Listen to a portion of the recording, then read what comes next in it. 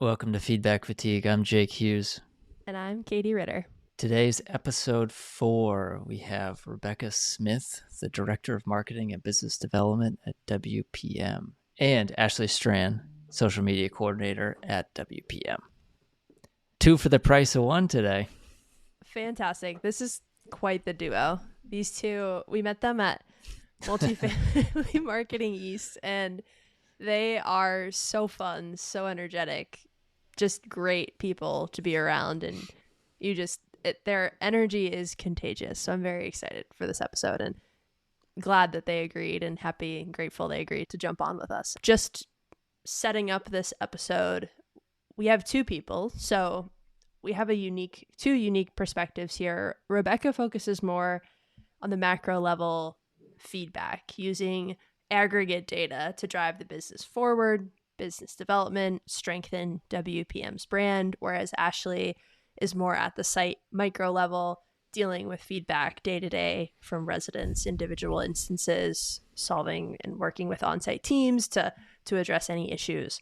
So I really enjoyed this episode because having both sides of that coin, I think both are really important. And so getting some good insights from the 2 of them on how they handle that. Rebecca has been there from the beginning. She was at the table at Multifamily Marketing East, where we first heard the name Feedback Fatigue, or heard the phrase, which ultimately became the name. And then we asked her, she was the first person we contacted to be on the show. Yeah. When we were still insecure, and we're like, do we do this? I don't know if we can pull this off. We know Becky will pump our tires and be a great guest. Yeah, so she was the first one we reached out to. Excited for this episode. I love how Becky's used our research, looked at what the information we've been able to help WPM with in terms of pulling insights out of the reviews. One of their strengths is maintenance. And so she's used this in business development. She tells her story there. And she also talks about not being overly obsessed with what you're bad at and doubling down on what you're good at, which I think is a little bit contrarian view to what a lot of people think of when they think of reviews. It's a very negative spin. So she's not that. Yeah, especially in property management, where there's just this tendency to hear tough crowd feedback.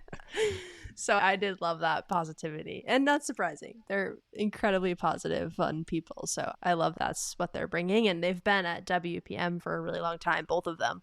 And you can just tell that it's a place where they really live and breathe their brand, what they're good at. They know what they're good at, and they take it to the next level. And that trickles down to everyone, employees, on-site teams, residents, and you can tell they've really bought in. Both of them have been there over a decade, right? Yeah. Which is a long time. Becky is at around a decade, which is the lesser of the 2. Ashley's been there. Yes, Ashley. A long time, 15 plus. Our math friend, she's in the accounting department, our numbers gal. We're welcoming her to the marketing side. Yeah. Follow Feedback Fatigue on Apple Podcasts, Spotify, and you can find it on our website, widewell.com/feedback-fatigue. Season 1, episode 4, Rebecca and Ashley.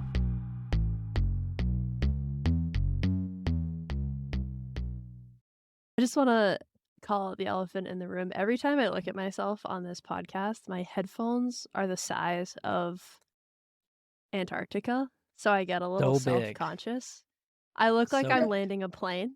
So I just want to get at air traffic control. I just really want to get ahead. Exits. I want to get ahead of it. So you have to put one finger point. Has to be 2. Yeah, it can't be 1. You have to have 2. One. So I just wanted to kick it off with that, and just want to show that I have some awareness on the size of the headphones. Before we noise canceling, they look like they really cancel noise. Yeah, no, nothing's getting through these bad boys. They're like for the gun range, maybe. Yeah. It's like, Katie, we think your office is on fire. We can see it in the background. You can't hear anything. Yeah, no. So yeah, these are like don't text headphones. These are like nothing's getting through here. So feel really Love secure it. in that. Thanks for Good. indulging Make me. the headphones part of your personal brand. Yeah, I Is think that gonna That's become your your logo? form. Yeah. I You've think got the so. black shirt. She's got the headphones. Don't mind Katie. She just walks around with them. Jake's going for Steve Jobs and Katie's going for Captain Phillips. We first met you two at the Multifamily Marketing East conference back in Cracking crabs. May. Yeah. Cracking crabs. We were fast friends. I like to Definitely. joke. There was a lot of talking. The subject of the conversation, not participating in the conversation, but the subject of the conversation. And then we show up at NAA and I see Becky from across the hall. And I don't know what came over me. I'm a fairly reserved individual. I'm not some funky, outgoing person. And I just started dancing. Like we just saw each other from across the That's the room. exactly what We happened. broke out dancing right away. Like and- long lost siblings. It was fun. I just knew it was going to Amazing. be fun. So you two bring some amazing energy. We're excited to have you on the show We're today. excited to be here. We feel the same way about you guys. You say that you are not like for but you are the life of the party. You are more outgoing. than You realize. definitely are the life of the party, Ashley. Oh, I'm not like I'm not the wet blanket of the party. I'm just no, True, you're like not. you're in the middle, but tier we participant. we bring that party out of you. You do. I appreciate that about you too. Okay, how do Well, we let's segue get this? the party started. Yeah. Well, tell us. I'm curious just to hear a little bit about both of your roles at WPM and perhaps how long you've been working in the industry and a little bit of your journey so far. I'll let Ashley start because she's the real veteran. I'm gonna give away how old I am. I've been with the WPM for 18 and a half years. I started in leasing and then I transitioned into our accounting department. At the time, our accounting department was centralized. So a lot of the things that they do on site at many properties, move-ins, move-outs, processing payments, those were all done in our accounting department. So I was responsible for doing those for 1,300 units.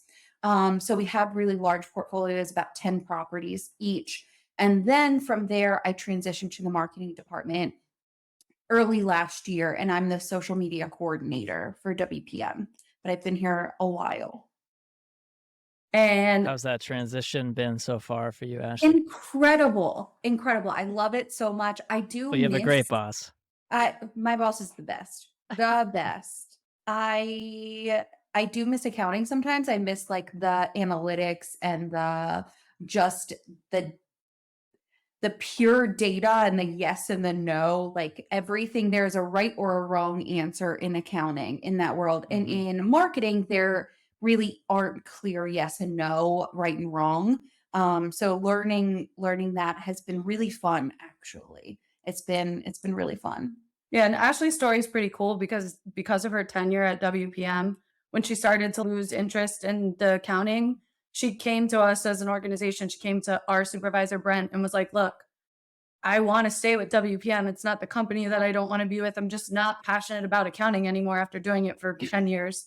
And so instead of being like, oh, see ya, Bye. we gave her other opportunities and we're like, what are you interested in doing? And, she's definitely proven being a part of the marketing team is another place where she brings a lot of value to the organization. So I love marketing. I love accounting. I love marketing. I love it all. It's all fun in some way, but marketing has definitely been the most fun. I like meeting new people and doing this. This is something I would have never been a part of otherwise, but it's been really fun. That's awesome. Take it away, B. I am Becky Smith. I am the Director of Marketing and Business Development for WPM's Multifamily Real Estate Division. I also kickstarted my career at WPM in a leasing position at a lease up, which is a really unique, fun, challenging project. And I kind of stayed in those lease up roles. So it built into a leasing manager position, a regional leasing manager position. Then I was promoted to a brand engagement director where I really just promoted WPM and what our people do and what it's like to live in our communities and what it's like to work with our team. And then more recently expanded into more of this marketing and business development where I'm doing more of selling WPM to clients, which is really, really fun because I love what we do. And I think that we have a really unique approach to how we manage our properties and build brand and build reputation. And so it's been really fun going out and kind of getting people on the WPM train. As I break my pen, She broke her pen. She's so anxious to break anything. Ink everywhere. So what is your relationship with feedback? How do you guys think about it on a day-to-day basis? So we were talking about this a little bit, like how our two versions of looking at feedback is really different. I'm looking at it on a much more macro level. What is the feedback that we're getting from our residents telling us about like how our teams are performing, how our properties are performing, what kind of training that we need to give people? Whereas Ashley's looking at it on a much more micro level. Yeah, I'm looking at it more property individual scale rather than as a whole, the organization. And then I'm relaying that information to the property. So in the instances where we receive a negative review or even kind of a mixed review, I'm relaying that information to our site teams so we can better address the residents' concerns, whether that's reaching out to them directly if we have an opportunity, if the person has left a review under an account that we can locate, reaching out to the resident directly, making sure that their concerns are being met, but then also relaying that information in our response. So that way, prospective residents, when they go see our reviews, when they're scrolling through and they see a negative review, they can see that we've addressed it to the best of our ability, and then they can kind of see that information. And in some cases, just by reaching out to the resident, we can get that negative review turned around. It's not always the case, but in some instances, residents are just looking for someone to listen and they don't know who that is. And leaving a review is a great way to get a company's attention, especially when we're looking at them every day.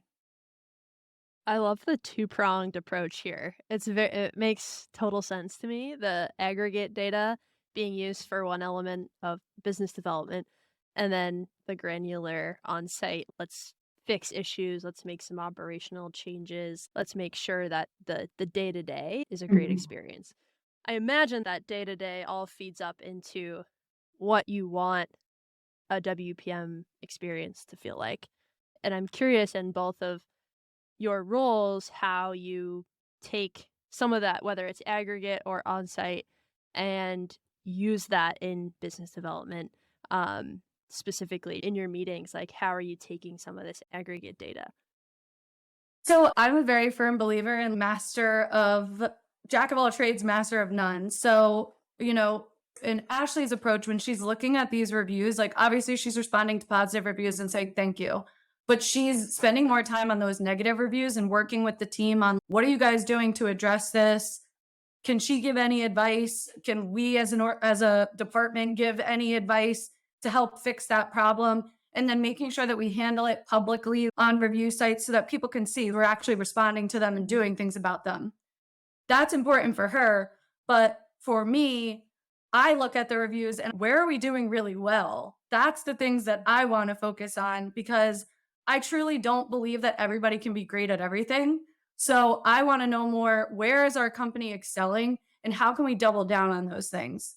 So one of the things when we were looking at the aggregate data that we had gotten in the report from Wide Whale, unit cleanliness, unit condition, and maintenance were all things where we were far above the industry benchmarks. And so for us, people don't just talk the talk, walk the walk. And so our personal brand promise is performance that adds value. When I see that the top 3 categories that we're performing in positive reviews is unit condition, cleanliness, and maintenance, I'm convinced that we're not just talking the talk, but we're walking the walk. Because how can you add value more to a property than making sure that it's a clean environment, that the apartments are in good condition, and that if anything does go wrong, you've got the maintenance that outperforms the rest of the industry that's working at your property. So while Ashley looks at things from how can we take this review and improve the property performance, I look at it from a, hey, this is what we tell our clients that we're doing at our properties, and this is what we tell our residents that we're doing at our properties. And our reviews are backing up that is absolutely what we are hitting the nail on the head with. So your approach is to lean into your strengths and not necessarily obsess over your weaknesses. And I think that that's because the different approaches that we both have. If I didn't have Ashley, I don't know that I would, or if we didn't have somebody that was overseeing that, working with the teams to address those reviews, but also making sure that they're actually putting action behind it. And making sure there isn't a trend in the negative reviews everyone is complaining about, the dumpsters overflowing or something like that, making sure that there's no reoccurring issues that we are able to correct so they don't get blown out of proportion. Okay, got it. So Becky, you have the luxury of being able to focus on the strengths from a branding perspective because Ashley is handling other parts of the business. Truly, most of our negative reviews are isolated incidents. We work in property management. You're not going to be able to make everyone happy all of the time, especially when you're locked into a lease agreement at a specific rate. People don't want to be locked in. If they get a job offer to move somewhere, or if they find a different property, they want to be able to move without any repercussion. And that's just not something that in the property management industry we're able to accommodate. You're locked into a lease for a specific term and you have to give proper notice based on those terms. And in some of those instances, you just cannot make the people happy. And it's really about your response to that kind of review to let other prospective residents know that, yes, we understand that this resident had an issue, but this is the why behind the issue. Because if that prospective resident was in the same situation, we would probably have the same exact answer. So just making sure that we're consistent there and we're not seeing any negative trends in our reviews for any specific property. I'm curious, Ashley, just your relationship with on-site teams and connection to operations, because I got to imagine you're living in this every day and you're delivering some of this feedback. What are some ways that you've built up that relationship and connected with folks? Since I've been at WPM for a very long time. Yes. They're like, Ashley's coming. We know. Very long time. I have the luxury of I've worked with most of these managers and most of these site teams for such a long time, and they know me from accounting and they know me from marketing. And I think that they know when I'm coming to them, it's not to put them down. It's not to pick one of their teams. I'm here to help. And that's always just been my through line when I've been in other positions. I'm just here to help you. At the end of the day, we all have the same goal. So my goal now is to make sure that your online reputation is positive, and we're doing the most we can to make sure that the resident experience is a positive one when we can. So typically when we have a negative review, the manager and I will have a conversation, whether it's on a video call or they'll call my cell phone. Everyone has my cell phone number. They're just texting and calling all day long. It's great. We just have conversations and I let them know I'm not questioning their processes. I just want to make sure that we get a good response for this resident and I understand the background for it. And there still probably is times where people are like, nobody wants to get called out on not performing their best. So when there's a bad review, you're already defensive of it anyway. Absolutely. Especially when the review calls out someone in particular, that's when they get a little more defensive. But it's really just letting the site teams know that, look, we're all on the same side.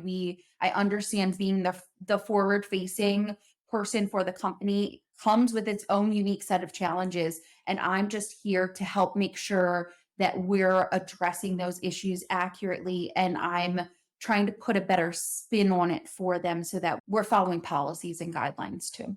Well, we do a lot of training up front to try and coach the on-site teams how to avoid those situations altogether. Mm-hmm. So having regular communication, scheduled communication with your residents, making sure that you build strong rapport with them. People aren't as likely to blast you in a review when they know that that review is going to hurt you personally. So when you have a really good relationship with your residents and they know, before I get Becky in trouble, I'm going to go to Becky and give her an opportunity to fix this problem, is, just a good way to try to keep the bad reviews at bay. And I don't necessarily think bad reviews are a bad thing, because I think people are very untrusting of businesses that have nothing but glowing 5-star reviews.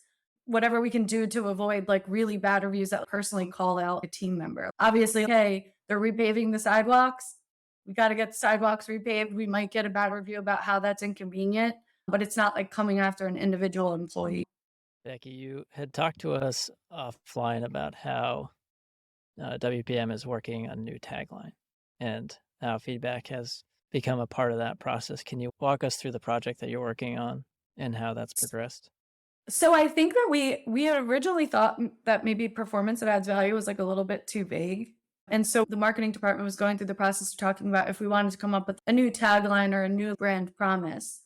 And it was actually kind of unique, because through the process of meeting with you guys and getting the aggregated report that we had, I think we realized that we really hit the nail on the head with the promise that we already had: performance that adds value. Like I said, to outrank nationally the big competitors that we're going up against, that you guys aggregated data for, and to see that we're outperforming in unit condition, cleanliness, and maintenance. I think for maintenance, it was like 35% above the industry benchmark was how much that's being positively mentioned in reviews. Again, I think we just realized that we don't need to change anything. We don't need to add anything to it. I think back to my original comment on jack of all trades, master of none, like, we're really good at maintaining properties. We're really good at making sure it's a clean, livable environment. And I don't think that there's a better promise to make to your residents than that. Like, promising cool amenities, promising resident events, those things are all great, but promising a clean, operational place to live is really at the forefront of what we do. And that's what really matters. That's what matters. That's what people want. Right. That's what they want. Everything else is a clean place bonus. to live. Yeah. That's what we see comes up most often in the renewal context. It's not really events. Amenities actually can cause negativity. Yeah, especially if your amenities aren't working or they are not new and fresh. What were some of the other taglines you were considering before? Yeah, that was actually going to be my question too. What did settling you have? back in? I don't think we really played around with anything else. Any ideas for us? Yeah. What do you think? Yeah. Got any ideas? Want to contribute? Energy, passion, and positivity.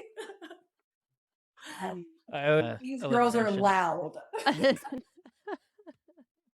It was funny because we were trying to think of like other businesses where like some other taglines, and we were having like a hard time. Because the biggest one I could think of is Nike, just do it. And I'm like, but they do just do it. And people who wear Nikes just do it. So what's a bad one? A bad tagline? I don't know. To your point, I can only think of ones that stick into my head. Yeah. A bad tagline is every tagline that we don't remember at this point. Exactly. I don't remember very many taglines. Yeah. Entered our brain and left. I'm curious. So we're talking a lot about resident feedback. Did you take into account, or do you do any employee feedback? So you have your performance that adds value for your residents. I got to imagine there's some element. I mean, you can see it in both of you. You've worked at WPM for a long time, and it's clear it's a great culture that keeps great people. How did you use any of employee feedback or just conversations in helping to drive this point home? Our brand compass was developed a couple of years ago, and I think that was really like an intrinsic look at feedback from our employees, which was like, do the right thing, act like a leader, act like a student and a teacher, like have fun, all of those things. I think the way that we approach things is we don't set a goal and then say like, how do we get there? We let our momentum take us to whatever the goal is. So instead of saying, here's our brand compass and this is what we want all our people to be like, it was more like, here's who our people are, and this is our brand compass. This is what we represent. This is what we represent, as opposed to this is what we want you guys to be. And I think that kind of goes back to what we've been saying about the resident feedback too. We're not going to build a brand and be like, okay, this is the brand promise we need to live up to. Instead, we let our work speak for itself and give us the brand promise that we've already been promising our residents. And so now we're just doubling down on that. And so I think it's the same thing from like the employee perspective. I'll throw out there that we've been ranked the top workplace in Baltimore for the last 12 years consecutively. Hey. And that is Let's feedback go. Yes. from our employees, but have fun is the perfect example of what's in our brand compass. And that's so true of who we are. Yeah. It's a nice reminder that things don't always have to be hard. Yeah. I was listening to a podcast on writing, and the guest of the show was like, if I'm not feeling good, if I don't know what I want to do, then I don't write. I just walk away. And I come back when it flows. I come back when I'm feeling good. I come back when I have a clear point of view. So I guess forcing it isn't always the path that makes sense.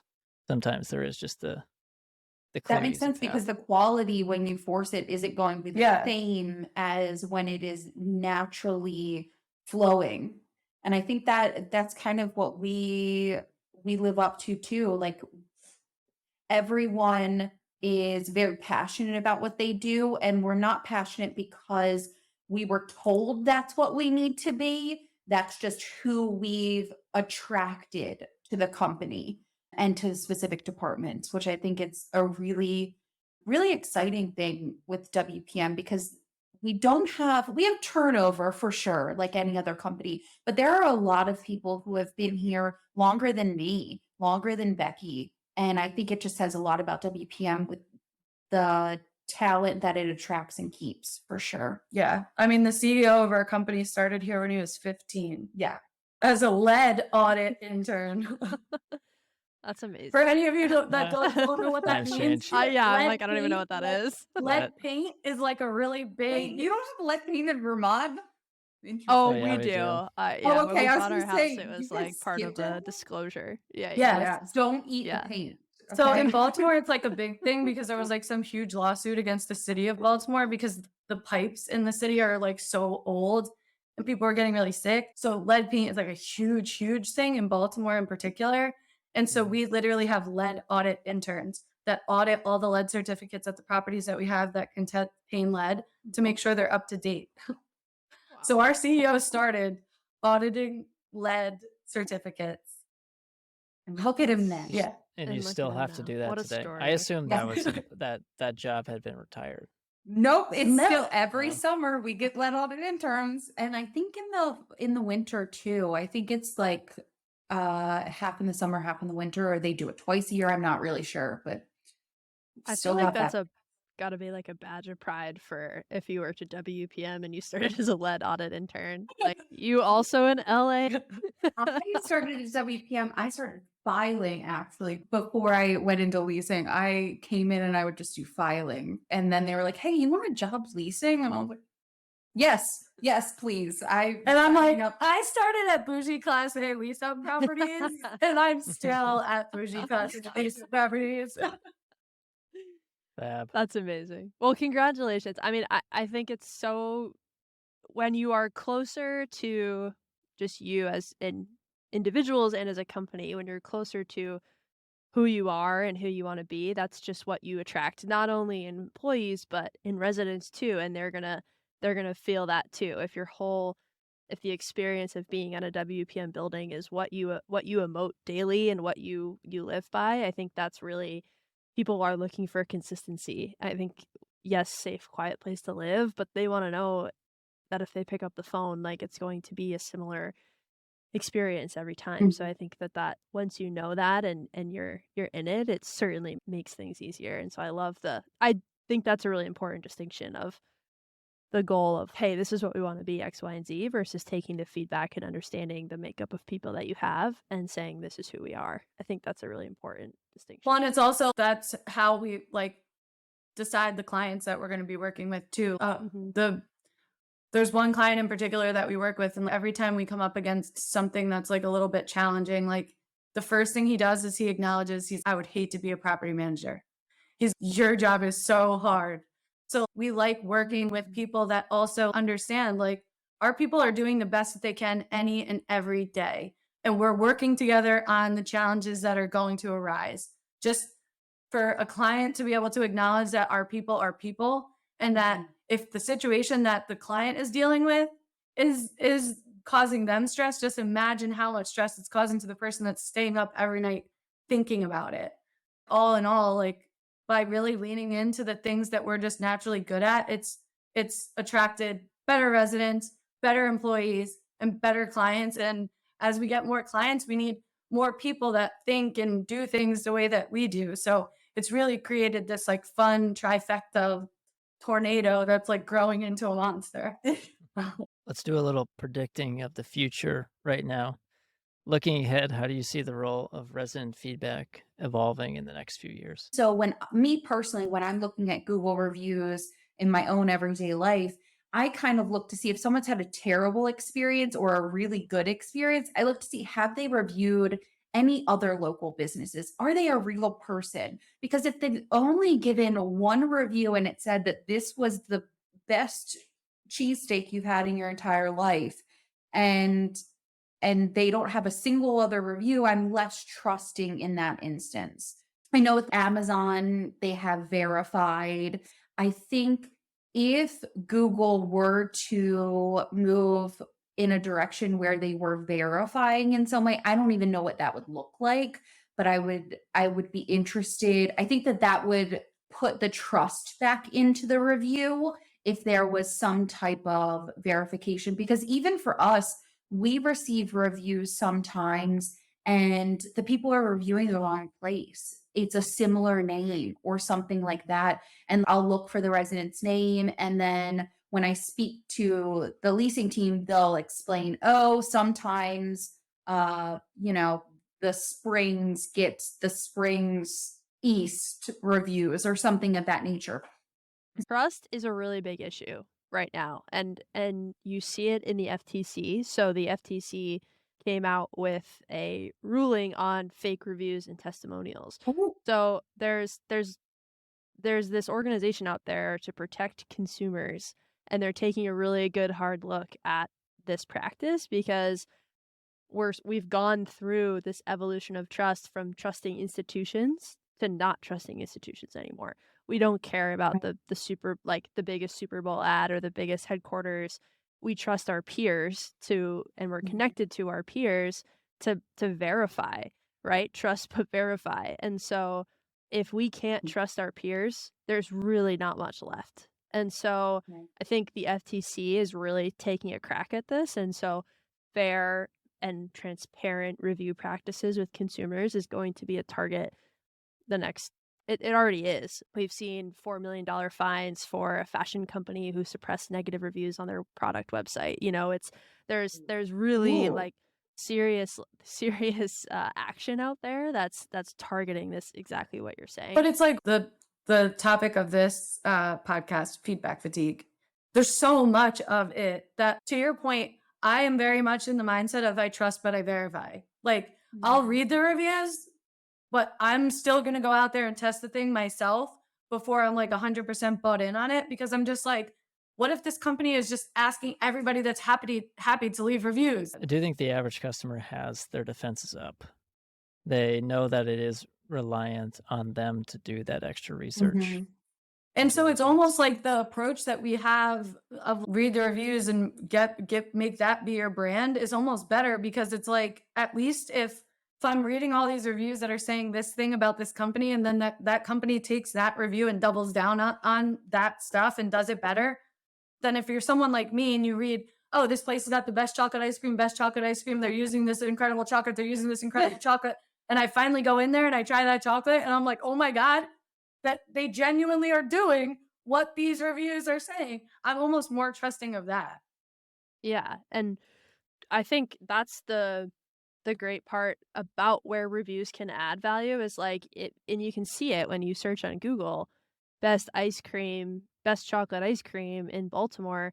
your results are quotes from reviews. So it's not enough for the company to just say we have the best chocolate ice cream on their website. That's not what the results are pulling from. They're pulling from people and social proof and the aggregation of social proof. One review saying best chocolate ice cream, maybe not, but 15, 20, 30, like the over time frequency can create that consensus. And I think to your point about the filtering with negatives, like sometimes someone's negative review, like one man's trash, another man's treasure, like negative review.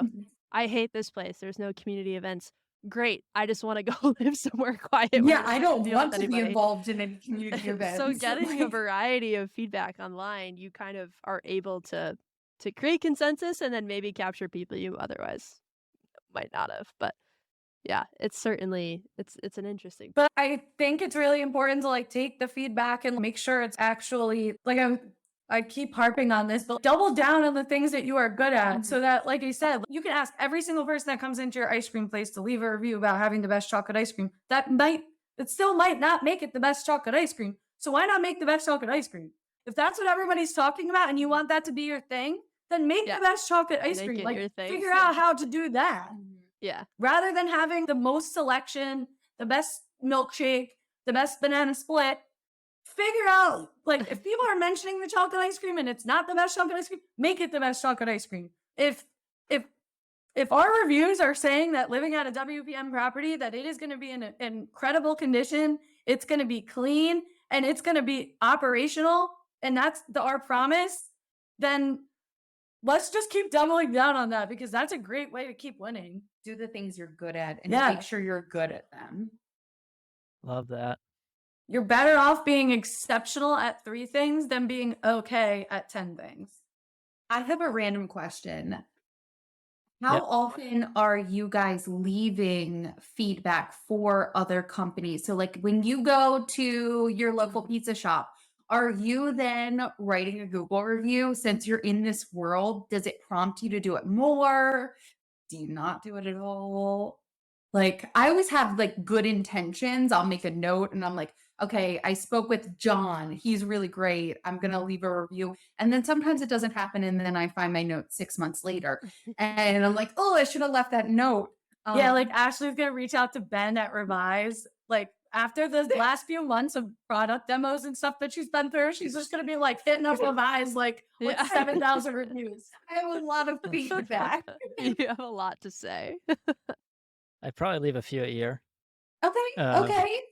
So if I went to your Google ton. profile, I'd not think you were a bot. Got it. Okay. What about you, Katie? I don't. Unless I'm asked, I usually don't.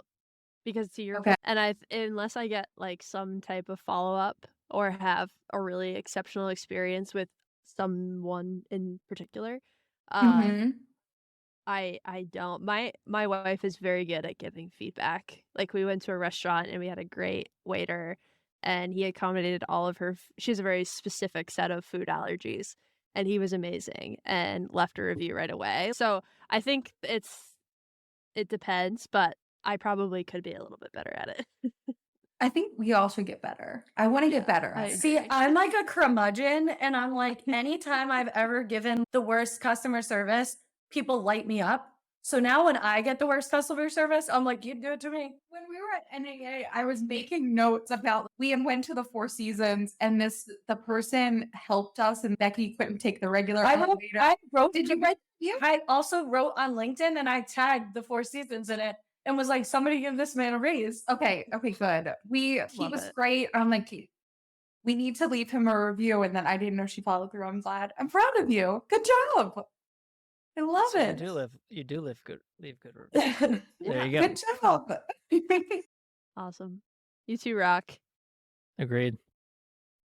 Becky, Ashley, thank you so much for being on Feedback Fatigue. We appreciate it. Absolutely. It's been fun.